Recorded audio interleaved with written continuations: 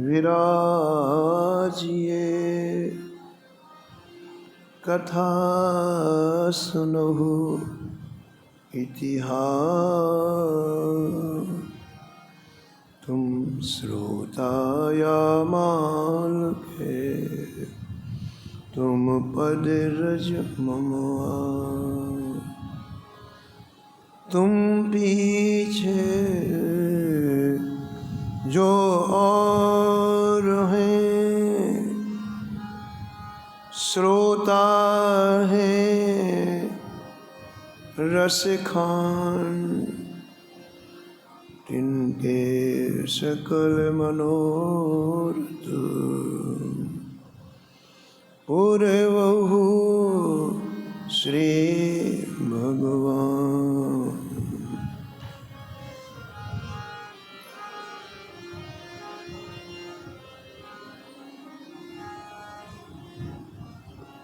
राधे राधे गोविंद गोविंद राधे। राधे राधे गोविंद गोविंद राधे।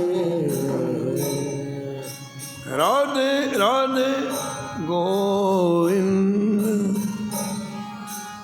गोविंद राधे। राधे राधे गोविंद गोविंद राधे। गोविंद राधे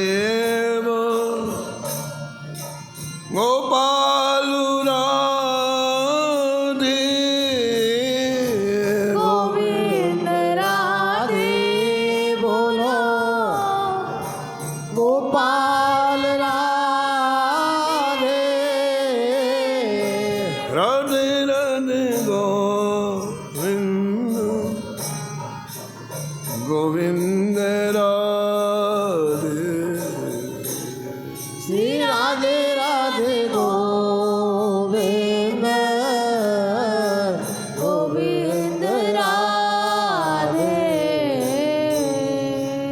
राधे राधे गोविंद गोविंद राधे। श्री राधे राधे गोविंद गोविंद राधे। गोविंद राधे बोलो गोपाल राधे। गोविंद राधे बोलो गोपाल राधे। राधे राधे गोविंद गोविंद राधे। राधे राधे गोविंद गोविंद राधे। हे राधे राधे गोविंद गोविंद राधे। राधे राधे गोविंद गोविंद राधे। श्री जानकी वल्लभ लाल की जय। श्री मंगल मूर्ति हनुमान जी महाराज की जय। सपरिकर श्री भक्तमाल जी की जय। सब संत भगवान की जय। श्री स्वामी अग्रदास जी महाराज की, श्री नौभाजी महाराज की जय। श्री प्रियादास जी महाराज की, श्री वृंदावन धाम की, श्री बांके बिहारी लाल की, श्री राधा वल्लभ लाल, श्री गिरिराज जी महाराज की, श्री यमुने महारानी की, श्री राम नाम महाराज की, श्री महाराज जी जय जय श्री राम।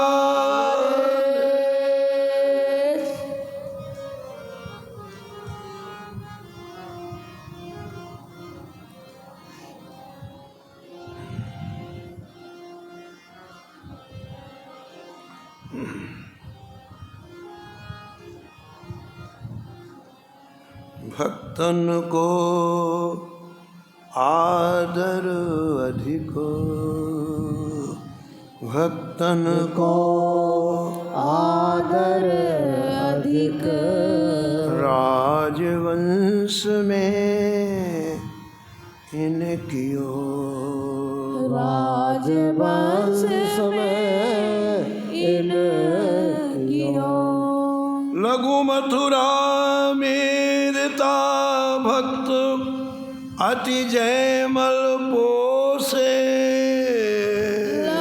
मथुरा मेणता भक्त अति जयमल पोसे, थोड़े भजन निधान रामचंद्र हरिजन तो से, तोड़े भजन निधान रामचंद्र हरिजन तो से।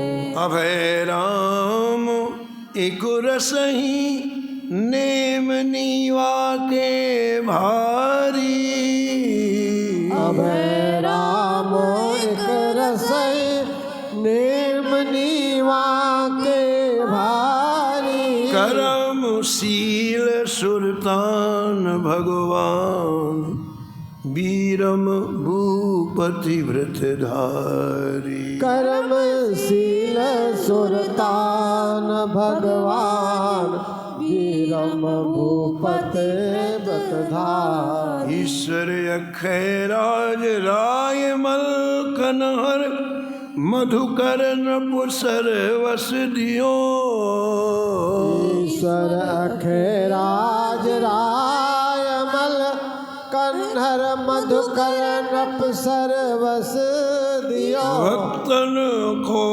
आदर अधिको, राजवंश में इनकियो, भक्तन को आदर अधिक, राजवंश में राजवंश में इनकियो, राजवंश में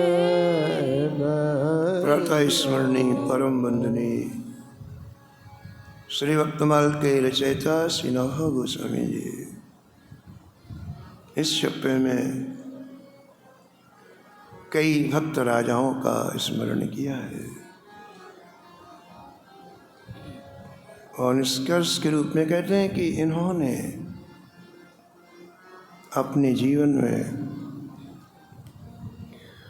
जीवन की समस्त ऊर्जा संत सेवा में लगा दी। सत्संग के माध्यम से इन्हें संतों का महत्व पता चल गया। संत भगवंत किमपि अंतर नहीं, विमल मति कह दास तुलसी। तुलसीदास जी कहते कि संत और भगवान में कोई अंतर है ही नहीं। लेकिन ये बात तब समझ में आती जब मति विमल हो। इन राजाओं को ये बात अच्छी तरह बैठ गई। परिणाम क्या हुआ? इनकी वृत्ति संसार में नहीं गई। समय वही है, धन वही है, हमारे पास व्यवस्थाएं वही हैं, उसका चाहे सदुपयोग कर लें चाहे दुरुपयोग कर लें, जीवन को चाहे उत्कर्ष में बना लें चाहे पतन में बना लें, आपके ऊपर है, हमारे ऊपर है। तो यदि प्रारंभ में सत्संग मिल जाए तो ये जीवन संवर जाता है, सुंदर बन जाता है, दिव्य बन जाता है। जीवन के एक क्षण का सदुपयोग होने लगता है। यही हुआ इन राजाओं के जीवन में, यही हुआ। संसारी जैसे अन्य राजाओं का जीवन खाओ पियो मौज करो वो नहीं था। आज हम इनका गुणगान गाते हैं, अमर हो गए। आज हम इनका स्मरण करते हैं।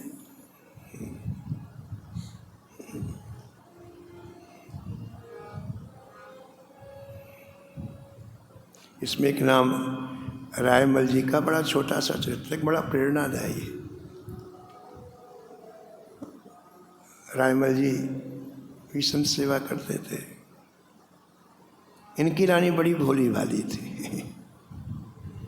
एक दिन रानी ने चरणों में प्रणाम करके रायमल जी से पूछा कि महाराज जी आप संत जनों की सेवा क्यों करते हो? ऐसा पूछे। रायमल जी ने कहा, रानी जी संत जनों की सेवा करने से श्री ठाकुर जी प्रसन्न होते हैं। यदि तुम्हें भगवान का दर्शन करना हो ना, इससे श्रेष्ठ और सुगम कोई उपाय नहीं है। जो सरल हृदय होता है ना, वो पूरी बात को अंदर हृदय में रख लेता है, उसके जीवन में कुतर्क नहीं होता है। और जो थोड़ा भी पढ़ा लिखा होगा ना, वो कुतर्की हो जाता है। पूज महाराज जी कहते थे, श्री मथुरा जी महाराज जी, कि सरल हृदय भले मूर्ख हो लेकिन उसका कल्याण हो जाता है, लेकिन पढ़े लिखे लोगों का कल्याण नहीं होता है। हर बात में कुछ दोष देखते हैं, हर बात में कुतर्क करते हैं, किसी बात को अंदर ले ही नहीं जाते हैं, खोपड़ी से बाहर निकाल देते हैं।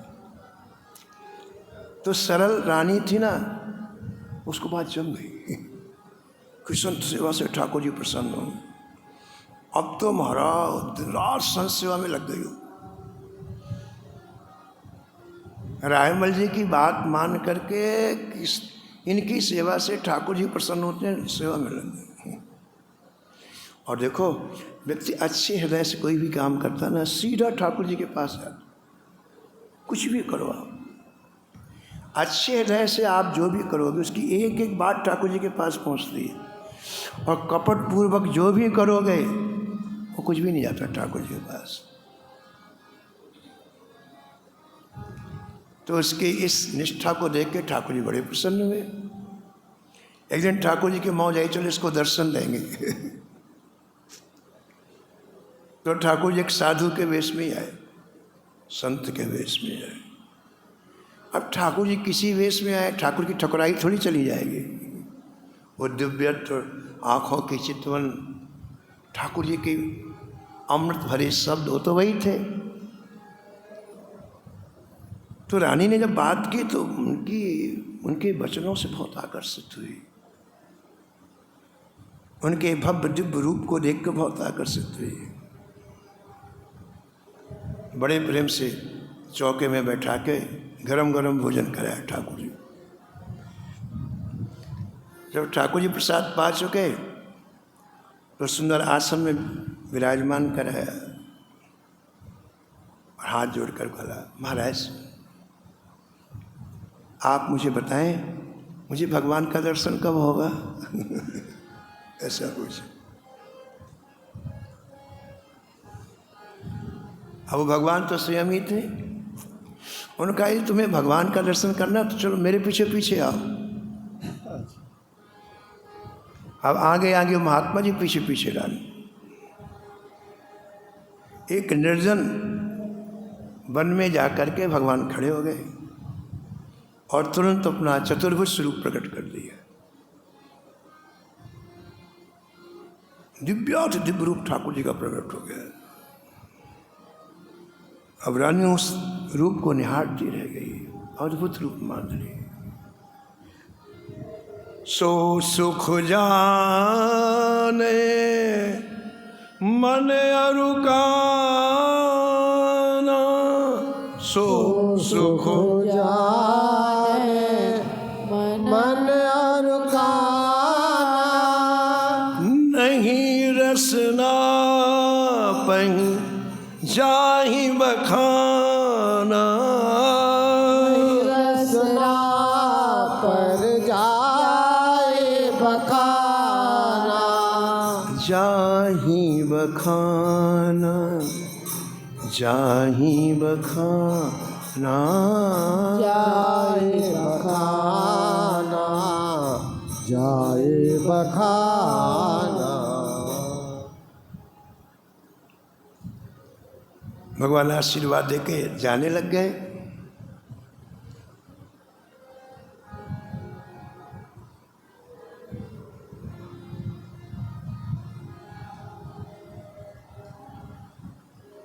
तो रानी ने भगवान का हाथ पकड़ लिया। बोले, जय जय कहाँ जा रहे हो? एक मेरी प्रार्थना तो सुन लो आप। ठाकुर जी ने कहा, हाँ बोलो। जय जय, आज मुझे जो आपका दर्शन हो रहा है उसके मूल में मेरे पति देव हैं। ना वो मेरे को उपदेश करते और ना मुझे आपका दर्शन होता। मेरे पति ने ही तो बताया कि संत सेवा से ठाकुर जी मिलते हैं। और जय जय, आपसे प्रार्थना है कि आप पतिदेव को भी दर्शन दो। जिनकी कृपा से मैंने आपका दर्शन किया, जय वो दर्शनों से वंचित ना रह जाए, आप उनको भी दर्शन दो।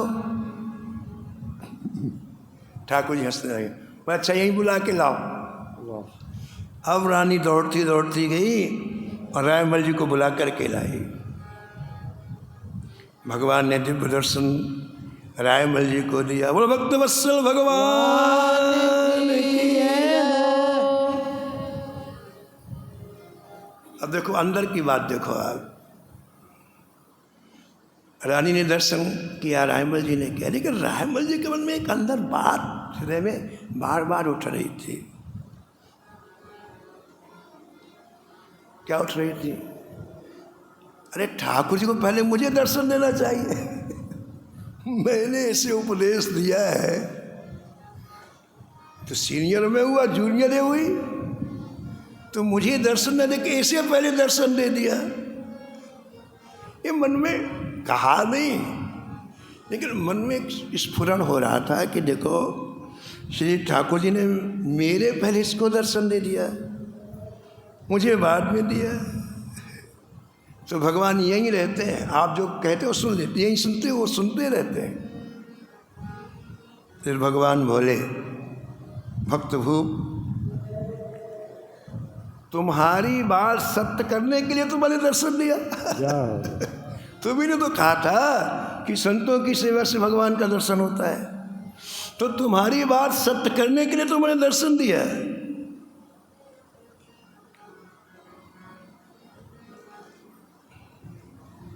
भक्तराज, मैं तो सदा तुम्हारे साथ में रहता हूँ। ऐसा ठाकुर जो संतों की सेवा करता है उसके साथ में सदा रहता हूँ। रायमल कहने प्रफुल्लित हो गया, चरणों में गिर पड़े। बोलो भक्त वत्सल भगवान। इसी छप्पे में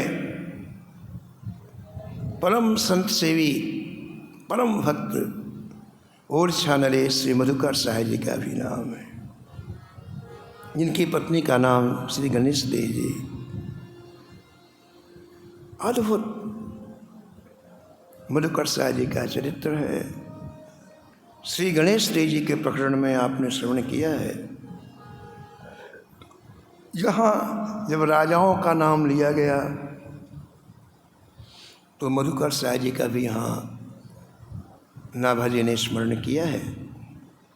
भक्तमाल के टीकाकार प्रियादास जी परिचय देते हैं। मधुकर साध नाम कियोले सफल जाते। मधुकर साध नाम कियोले सफल जाते। मधुकर साध नाम कियोले सफल जाते। मधुकर साध नाम कियोले सफल जाते। देश गुण सार ग्रह तजत असार है। देश गुण सार ग्रह तजत असार है। देश गुण सार ग्रह तजत असार है। देश गुण सार ग्रह तजत असार है। ओरछा के भक्त राजा श्री मधुकर साहेब जी अपने नाम को सार्थक कर दिया, ऐसा प्रियादास कहते हैं। मधु माने होता है भौरा। भौरे का एक गुण होता है, वो पुष्प के सार वस्त्र को ग्रहण करता है, मकरंद को ग्रहण करता है। उसमें सार चीज मकरंद होता है, भौरे उसमें बैठ के मकरंद को ग्रहण करता है, सार वस्त्र को, असार वस्त्र को ग्रहण नहीं करता है। ऐसे ही मधुकर साहब जी ने अपने संपूर्ण जीवन में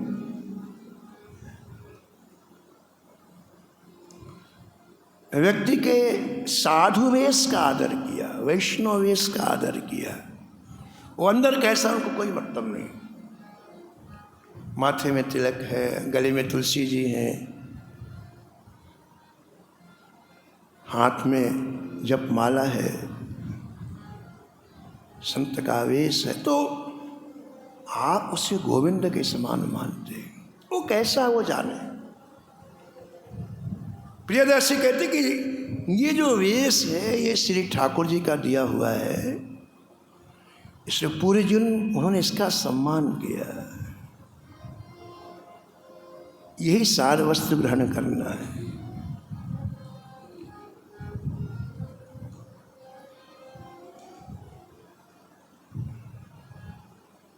पुष्प में पत्तियां होती हैं, डंठल होता है, पुष्प जहाँ लगा रहता है उस डाली में कांटे होते हैं, पत्ते होते हैं, लेकिन भौरों को उससे कोई मतलब नहीं। वो तो केवल मकरंद पीता है, मकरंद लेता है। ऐसे श्री मधुकर साहब जी को किसी की जाति से कुछ नहीं लेना था, किसी के गोत्र से कुछ नहीं लेना था, किसी के गुणों से कुछ नहीं लेना था, कोई ऊंच है कि नीच है, इस सब को त्याग करके वो केवल वैष्णव वेश का आदर करते। इसलिए यहाँ प्रियादास जी कहते हैं कि वो भक्त राजाओं में अति श्रेष्ठ थे। वैष्णव वेश में उनकी कितनी निष्ठा थी, एक उदाहरण सुनो आप।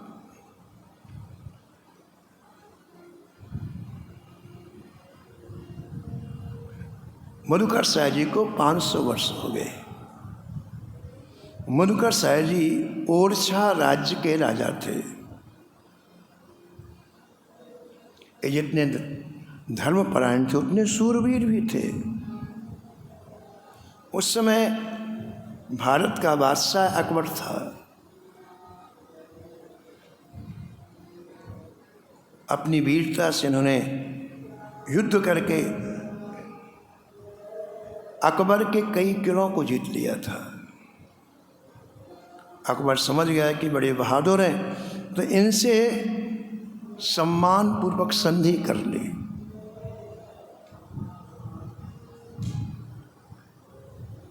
तो सम्राट था अकबर, तो जितनी स्टेट थी, जितने राज्य थे, वो अकबर के अधीन थे।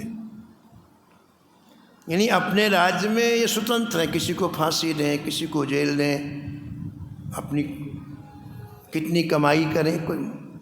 लेकिन जब कभी बादशाह बुलाता तो इनको जाना पड़ता है। यानी सब मिला के बादशाह की आज्ञा के अंदर थे सभी राजा जितने थे। तो बीच बीच में कभी बादशाह बुलाता, कभी दिल्ली बुलाता, कभी आगरा बुलाता, कभी फतेहपुर सीकरी बुलाता, तो हजारों राजाओं को जाना पड़ता था। और वो जो निर्देश देते हैं पालन भी करना पड़ता था। तो एक बड़ा अच्छा इनकी वेश निष्ठा का बड़ा अच्छा उदाहरण इस प्रसंग में है कि अकबर ने एक बार आगरा में सभी राजपूत राजाओं को बुलाया। बड़ा भारी दरबार लगा, बादशाह की कुर्सी सबसे ऊपर लगी, बाकी सब लोग नीचे कुर्सियों में बैठे। तो बादशाह जब आया तो सब लोग खड़े हो गए, और बादशाह ने एक बार सबको देखा ऐसा। तो उसने क्या देखा कि कई क्षत्रिय राजा माथे में तिलक लगा करके आए तो उसको चिढ़ हो गई, मेरे दरबार में इस तिलक की क्या जरूरत है। तो तुरंत उसने खड़े खड़े फरमान जारी किया, कल से मेरे राज दरबार में कोई तिलक लगा के नहीं आएगा, और जो तिलक लगा के आएगा उसको राज दरबार में गरम गरम लोहे से उसका माथा दाग दिया जाएगा। फरमान जारी कर दिए और बादशाह चला गया, सब उठ के चले गए। अब 3 दिन की मीटिंग थी, 3 दिन के लिए बुलाया था, तो पहले दिन तो यूं ही चला गया। अब दूसरा दिन सुबह लोग राज दरबार में आए, बादशाह के, तो किसी ने तिलक नहीं लगाया, डर के मारे सब खाली माथा लेके आए। लेकिन ओरछा नरेश मधुकर साय जी तिलक लगा के आए।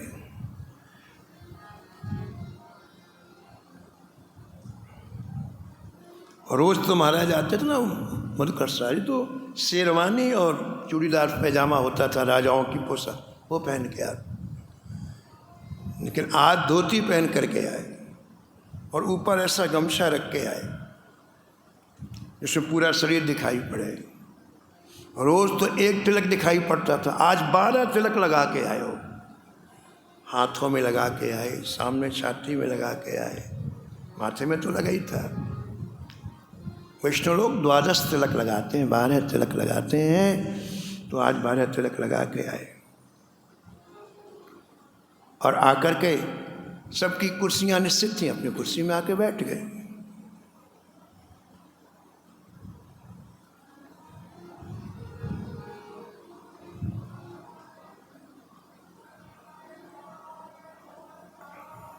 अब बादशाह है, अकबर बादशाह है,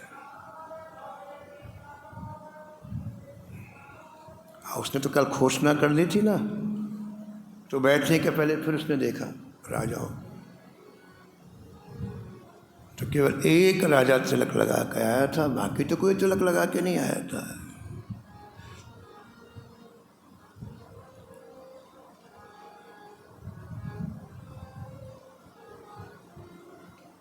आग बबूला हो गया और कहा, मधुकर मैंने कल जो फरमान जारी किया था तुमने उसकी अनसुनी कर दी।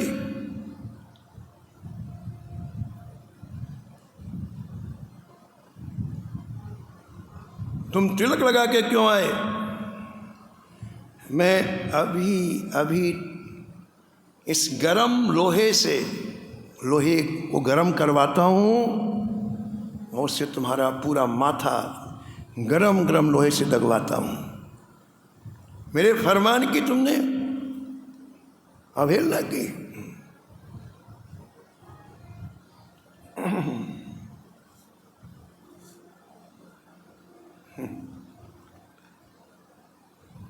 मधुकर साय जी खड़े होकर के बोले, राजन, मैंने आपका फरमान सुना था, लेकिन आपको एक चीज मालूम होना चाहिए कि आप एक छोटे से मुल्क के बादशाह हैं। आप भारत श्री के छोटे से मुल्क के बादशाह हैं और आपने फरमान दिया कि तिलक लगा के नहीं आना, लेकिन तिलक लगाने का फरमान जो ब्रह्मांड के बादशाह है उनका है, जो सारे जहां के बादशाह, अनंत अनंत ब्रह्मांड जिनके एक एक रोम में लटके हुए हैं, उनका फरमान है कि रोज तिलक लगाओ। तो उनके सामने तुम्हारे फरमान की क्या इज्जत है? जो अनेक ब्रह्मांडों के बादशाह हैं, उनके फरमान के सामने एक मुल्क के बादशाह के फरमान का क्या औचित्य है? ओ महाराज और लाल हो गया। और बोला, मंत्रियों बुलाओ जल्लादों को, मैं इस मधुकर साय जी के माथे को आज गरम लोहे से सबके सामने दगवाऊंगा, उसमें कोई हिम्मत ना करे मेरी आज्ञा की अवहेलना करने की। जब ऐसा कहा तो मधुकर साय जी को आवेश आ गया और राज दरबार में खड़े होकर कहा, बादशाह तुम्हें पता नहीं है हमारी नसों में राम जी का रक्त दौड़ता है, हमारे खून में राम जी का रक्त दौड़ता है। किसी की हिम्मत हो तो मेरे सामने आए माथा दागने के लिए, हम राम के वंशज हैं।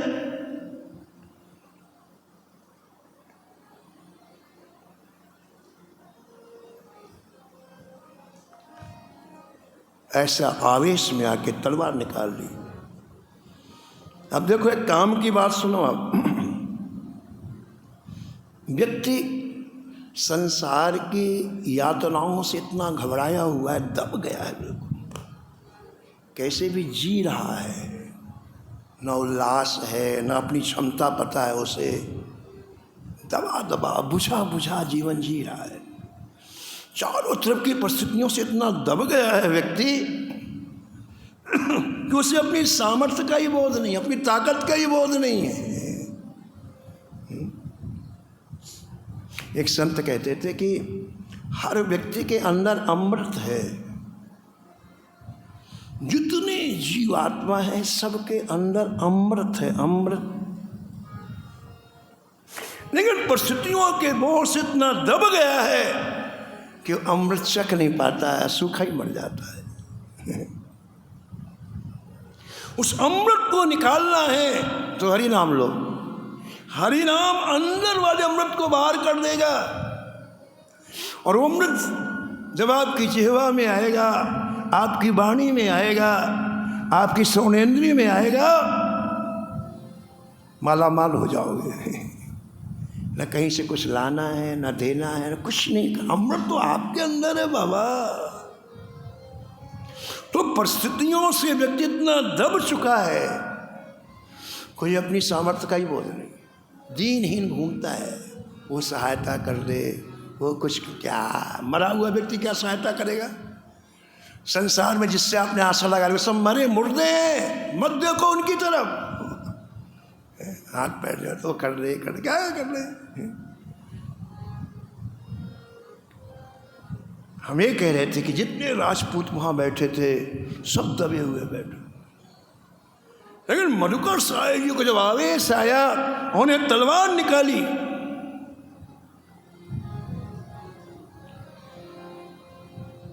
तो जितने राजपूत थे उनको आवेश आ गया महाराज। ये देखो, एक व्यक्ति यदि भजन करने लग जाए तो पूरा परिवार भजन करने लग जाएगा, असर पड़ता है उसका, उसकी सोई हुई वृत्तियां जागती हैं। उसे परिस्थितियों ने इतना दबा दिया है कि वो जानता नहीं भजन क्या होता है। यानी दूसरी भाषा में सिंह कुत्ता बन गया है वो सिंह, परिस्थितियों ने उसे कुत्ता बना दिया, दब गया। महाराज जी सुनाते थे, श्रीमद दास जी महाराज के एक गड़रिया गया, भेंट चढ़ाते हैं गड़रिया, तो एक सिंह का बच्चा बैठा था। नाद होती गुफाओं में रहते हैं सिंह, तो बाहर बच्चा था, छोटा सा था, अभी का था। तो गड़िया ने देखा तो सिंह नहीं है, चलो उसको उठा के ले चलो। अब छोटा सा बच्चा बड़ा प्यारा लगता है, तो सिंह के बच्चे को उठा लाया और जल्दी जल्दी वापस आया, कहीं सिंह ना आ जाए, वापस आ गया। और सिंह के बच्चे को ले तो आया, लेकिन कहाँ बांधे, तो बकरियों के बीच में बांध दिया। जहाँ बकरियाँ बनी थी ना, वहीं सिंह के बच्चे को बांध दिया। अब सिंह का बच्चा बकरियों को देखे, बकरियाँ कहे मैं। अब रोज सुने मैं। एक दिन भी बोलना चालू कर दिया, मैं। सिंह का बच्चा है, लेकिन बकरियों के बीच में बनते बनते वो मैं करने लग गया। अब लोग बकरी मारने लग गया। जैसे बकरी खाती वैसा खाता है, जैसे बकरी वैसे खाता है। अब वो गड़िया दूसरे वन में चराने के लिए ले जाता, चरता उन्हीं के साथ। ऐसी धूप थी तो प्यास लगी बकरियों को, तो नदी में पानी पिलाने के लिए ले गया। तो सब बकरी पानी पीने लग गई। इसमें एक सिंह पानी पीने के लिए कहीं से झूमता हुआ आया और बकरियों को देख के दहाड़ मारी सिंह ने, और बकरियां भगी प्राण लेके कि गए आज तो। एक छलांग लगाई, सिंह आ गया। अब वो जो सिंह का बच्चा था छोटा सा, वो सिंह को लेके मैं कर रहा। सिंह ने सोचे तो हमारी जाति का है, ये कैसे मैं कर रहा है। तो सिंह उसके पास आया, बोले मैं मत कर, देख मैं जैसे करता हूँ ऐसा कर। तो सिंह ने अपना नीचे का जबड़ा जमीन में लगा, उसको कहा तू भी नीचे लग, जबड़ा जमीन में लगा। फिर सिंह ने अपना मुंह खोला, बोला उसको कहा तू भी मुंह खोल, अब जोर से दहाड़, जोर से बोल। अब जैसे उस बच्चे ने मुंह खोल के दहाड़ निकाली, गूंज गई दहाड़। अब उसे पता चला मैं सिंह हूँ, मैं बकरी नहीं हूँ। परिस्थितियों ने हमको बकरी बना दिया है। सारी ऊर्जा हम भूल गए हैं। दो कौड़ी के आदमियों के सामने नाक रगड़ते हैं, हाथ फैलाते हैं। लेकिन एक व्यक्ति ऐसा निकला है जिसके जीवन में भजन का दिव्य प्रभाव हो, तो उसको देख के लाखों लोग भजन करने लगते हैं। इतने राजपूत राजा जो निंजे मुख किए हुए बैठे थे, जब मधुकर शाह जी ने तलवार निकाली तो सबको आवेश हो गया। खट खट खट हजारों तलवार राज दरबार में चमकने लग गई।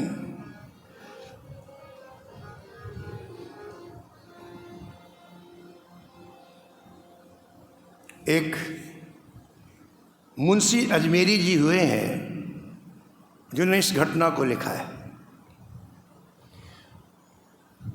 भाल दगने के पूर्व उसे मार डालूंगा, भाल के पूत तुझे मार डालूंगा।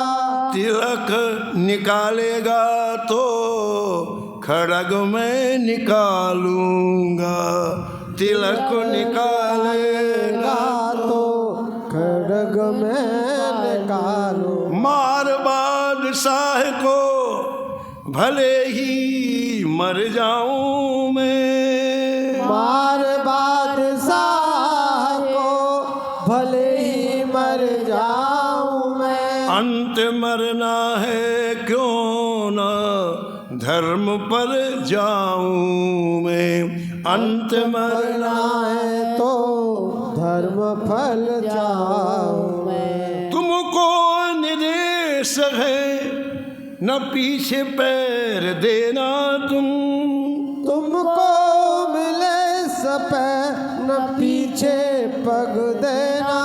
मेरे मरने पे आगरा को लूट लेना तुम, मेरे मरने पे आज लाखों लूट लेना तुम।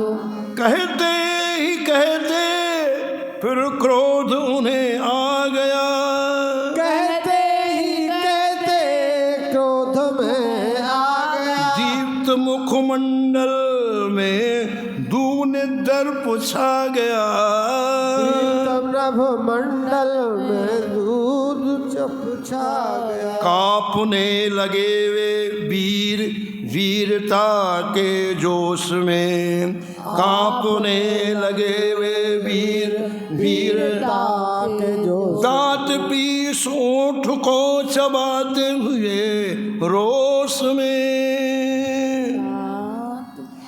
बोले सब शूरवीर आज्ञा सिरोधार है, बोले सब शूरवीर आज्ञा सिरोधार। आपने कहा जो यह कार्य अनिवार्य है, आपने कहा यह काल अनिवार्य। हजारों तलवारें निकल आई। बोले राजन चिंता मत करो, हम सारी आगरा को समाप्त कर देंगे, हम बादशाह का सिर काट लेंगे। और खट खट खट मारो राज दरबार में, राजपूतों को आवेश से हो गया, चम चम चमकने लग गई तलवार।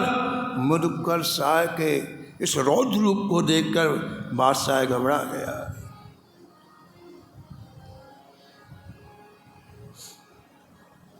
बादशाह ने सोचा कि मैं जब तक सेना को बुलाऊंगा, सेना तो वहाँ थी नहीं, तब तक को मुंडी अलग हो जाएगी। तो ये जितने भी कुर्सी वाले होते हैं चतुर बहुत होते हैं। जितने कुर्सी में बैठे ना ये सब चतुर। लड़ने के लिए जाएंगे ना तो स्वयं पीछे रहते हैं, सेना को आगे मरे, हमको नहीं मरना है। बड़े चतुर होते हैं।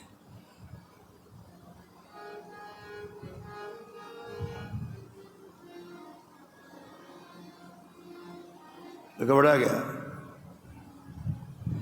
मुंशी अजमरी लिखते हैं, तिलक विचित्र और छे के नर नायका, तिलक विचित्र और छे के नर नायका, देख चकराया चित अकबर शाह का, देख चकराया सिर अकबर शाह का। सोचा भूप वृंदों ने बुंदेला मिट जाएगा, छोटा भूप बंदों ने बुंदेला मिट जाएगा। उद्यत अवज्ञा का अवश्य फल पाएगा, अवश्य फल पाएगा, अवश्य फल पाएगा, अवश्य से पाएगा।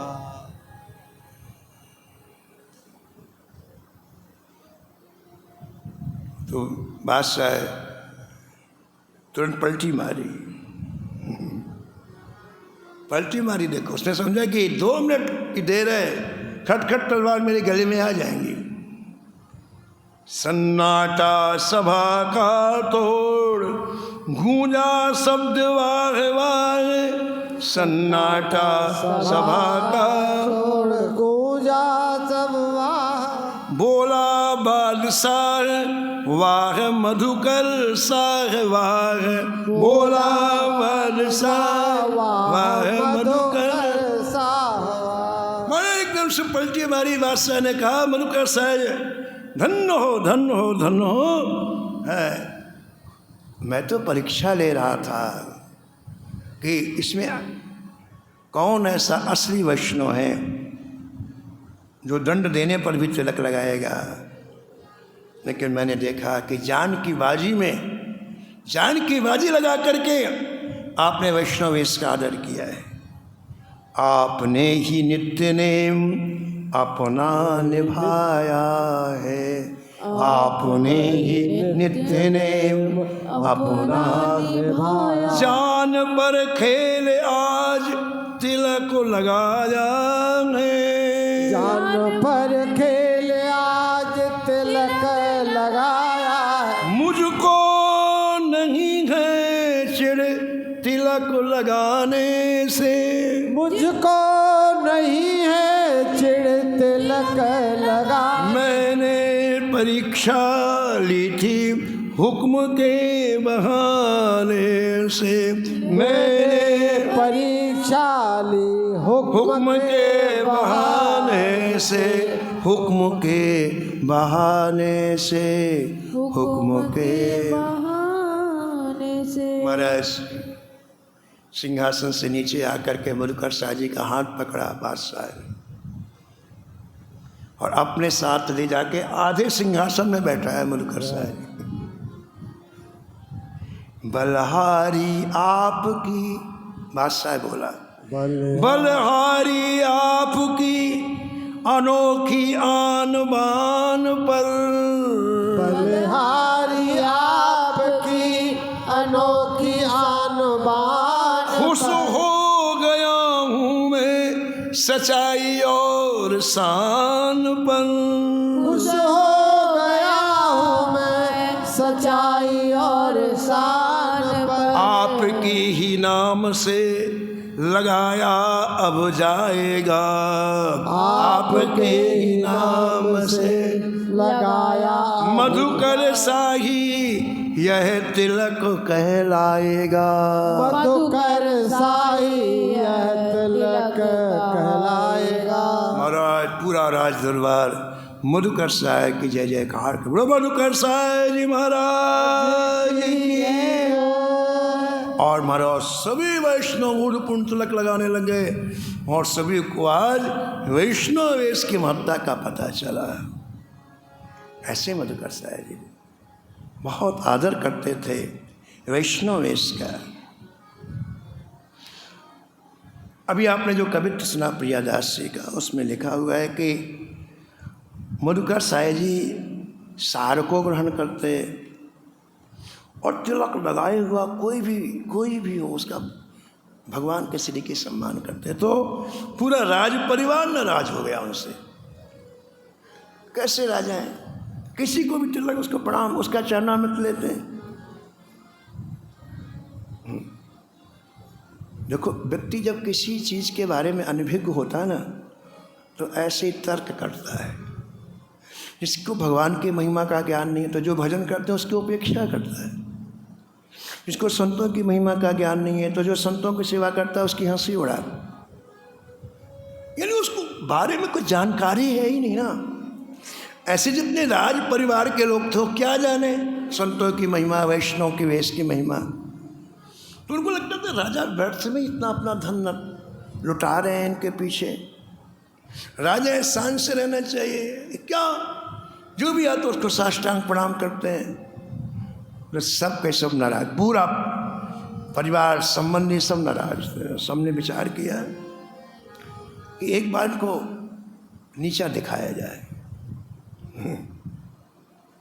ठीक है, तो जितने परिवार वाले थे पता उन्होंने क्या किया, एक गधा पकड़ के लाए, गधे को कंठी पहनाई, गधे को तिलक लगाया और चुपचाप जैसे राज दरबार का रास्ता ना, गधे को पीछे से आगे कर दिया। वो तो गधा था, गधा सीधा चलता है। महाराज बैठे थे राज दरबार में सिंहासन पर, प्रजा बैठे थे। वो गधा जैसे आया, वो तिलक लगा हुआ, तुलसी जी की माला पहने हुए, तुरंत उठे महाराज मधुकर साहब जी, सबसे पहले गधे जी के चरण धोए, चरणामृत लिया। इसके बाद महाराज आरती उतारी और महाराज नैवेद्य अर्पित किया और सब प्रजा से बोले, देखो भैया मैं कितना भाग्यशाली हूँ। अभी तो 2 पैर वाले तिलक लगाते थे, अब 4 पैर वाले तिलक लगाने लग गए।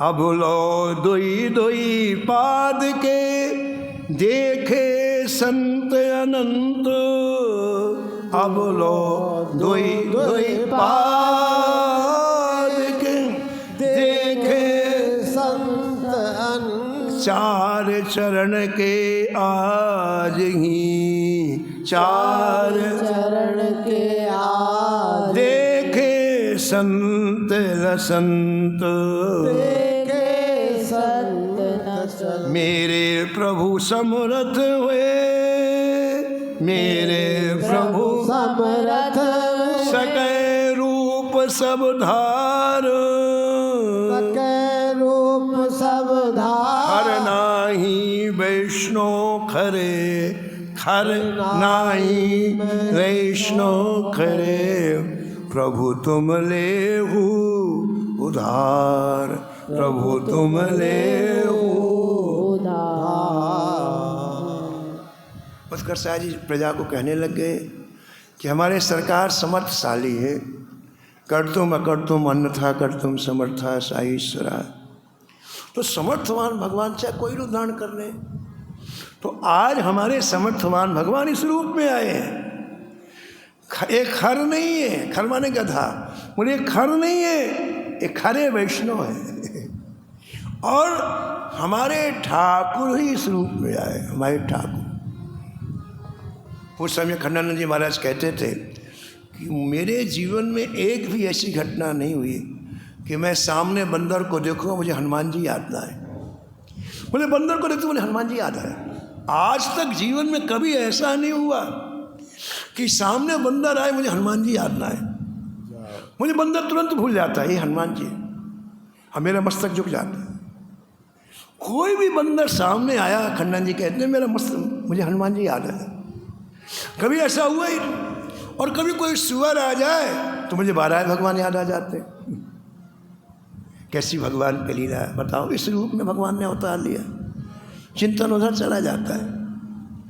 तो इस गधे को देख करके मधुकर साहब जी कहते हैं कि हे नाथ, आज आप हमारे दरबार में खरे वैष्णव करके आए हैं, हमारा उद्धार कर दीजिएगा।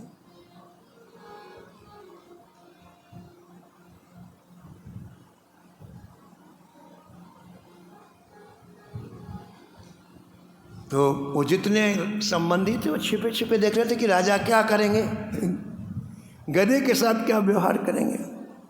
और जब उनकी अद्भुत वाणी सुनी तो उनके हृदय का जो मल था वो बह गया कि देखो पशु वैष्णव हो सकता है, पशु भगवान हो, और हम कहाँ पड़े हुए। दौड़ करके आए, मधुकर साहब जी के चरणों में गिर पड़े और क्षमा मांगी। हरिराम व्यास जी ने लिखा है, किन अपमान सहो भगत बिना, किन अभिमान हो भगत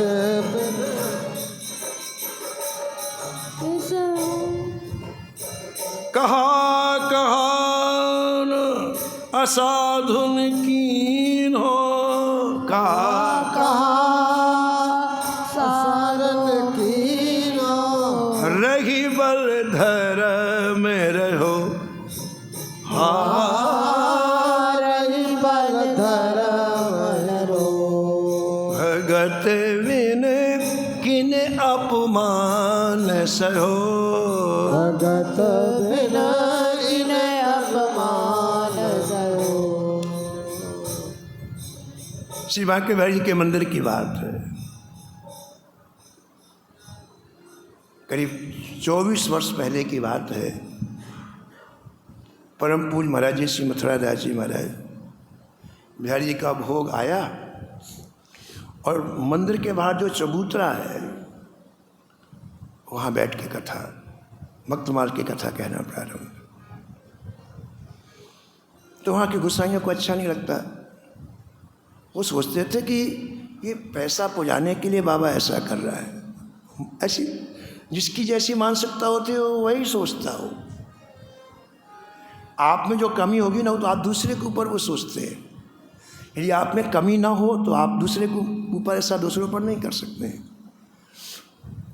तो उनकी इच्छा थी कि यहाँ एक कथा ना करे। तो जब कथा करते तो खूब हल्ला करते। लेकिन जिसको कथा करनी है उसको तो कथा करनी है, कोई हल्ला करे चाहे नाचे, क्या लेना देना। एक गुस्साई को बड़ा गुस्सा आया। दूसरे दिन जब महाराज जी ने मंगलाचरण जैसे चालू किया तो पान चबा रहा था मुख में, और वहीं कथा के बीच में आके महाराज जी के सिर पर पान थूक दिया। हमारी कथा कह रहे, महाराज जी एक शब्द नहीं बोले, महाराज कुछ नहीं बोले। जैसे कथा कर रहे थे वो लोग हार गए, और महाराज लगातार वहाँ कथा, अभी तक कथा चली रही थी वहाँ। तो यहाँ हरिराम व्यास जी कहते हैं कि सब कोई अपमान नहीं सह सकता, जो भजन करता है वही अपमान सहन कर सकता है। भक्तों के बिना किसने अपमान सहा? इन असाधु पुरुषों ने भक्तों के साथ क्या क्या व्यवहार नहीं किया, लेकिन उन्हें कभी साप नहीं दिया, कभी बदला लेने की भावना नहीं। तो आंख बंद करके बिहारी जी से कहते, बिहारी जी ये भूला भटका हुआ है, इसके ऊपर कृपा करो। हमने एक दिन सुनाया था आपको कि एक संत नाव में जा रहे थे, तो 5-6 आदमी और चढ़ गए उसी नाव में।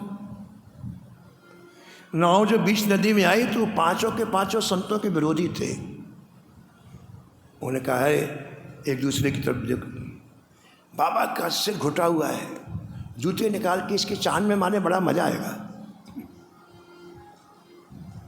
बाबा का सिर बढ़िया घुटा हुआ है, जूते निकाल के चांद में मारेंगे तो बड़ा मजा आएगा।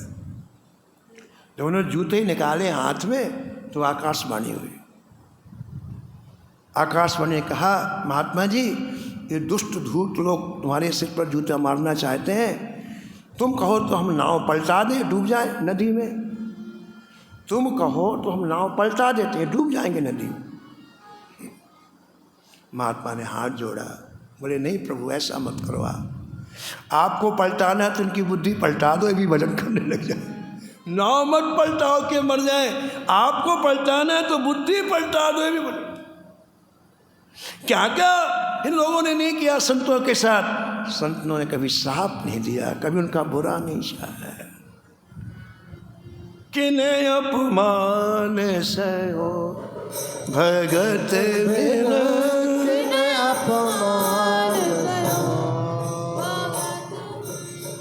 हा हरिनाथ पुकारत आरत, हा हरिदास पुकारत आरत, कौन नहीं निर्भयो, हाँ कौन नहीं निर्भयो, भगत बिन किन अपमान सहो, भगत बिन किन अपमान सहो। व्यास बचन सुन मधुकर साहे, व्यास बचन सुन मधुकर साहे, व्यास बचन सुन मधुकर साहे, व्यास बचन सुन मधुकर साहे, भक्ति भक्तिपन सदाल हो, भक्त भक्तिपन सदा लयो, किने अपमान सयो, भगत बिन किने अपमान सयो, भगत पूरा राज परिवार वैष्णव बन गया, सब भजन करने लगे। शेष कथा आप कल श्रवण करें। नमो नमो श्री भक्त सुमान, नमो नमो श्री भक्त सुमान, जाके सुनत महात्म नासत, जाके सुनत महात्म नासक, पूरे जल कत राधा नंदलाल, उलझल कत राधा नंदलाल, गद गद स्वर पुलकित अंगनी, गद स्वर पुलकित अंगनी, लोचन बरसत अश्रुअन जाल, लोचन बरसत अश्रुअन जाल, उतर जात अभिमान व्याल विष्णु, उतर जात अभिमान व्याल विष्णु, हावले जीवा सुरसुति काल, लेत निवार सुरसति काल। नमो नमो श्री भक्त सुमाल, नमो नमो श्री भक्त सुमान, होत प्रीत हरि भक्त जनन सो, होत प्रीत हरि भक्त जनन सा, आलेत शीघ्र हटि शरण प्रछाल, लेत शीघ्र हटि चरण प्रचार, तजत कुसंग लेत सत्संगति, तजत कुसंग लेत सत्संग, हाँ भाग जगत को अद्भुत भाल, भाग जगत को अद्भुत भाव। नमो नमो श्री भक्त सुमाल, नमो नमो श्री भक्त सुमान, निशिवासर सोवते अरुजागन, निशिवासर सोवत अरुजा हाँ करत निहाल रोम रोम करत निहार श्री अग्र नारायण दास प्रिया प्रिया अग्र नारायण दास प्रिया श्री अग्र नारायण दास प्रिया प्रिया अग्र नारायण दास प्रिया हा प्रगटी जीवन रसिक रसाल प्रगटी जीवन रसिक रसा नमो नमो श्री भक्त सुमार नमो नमो श्री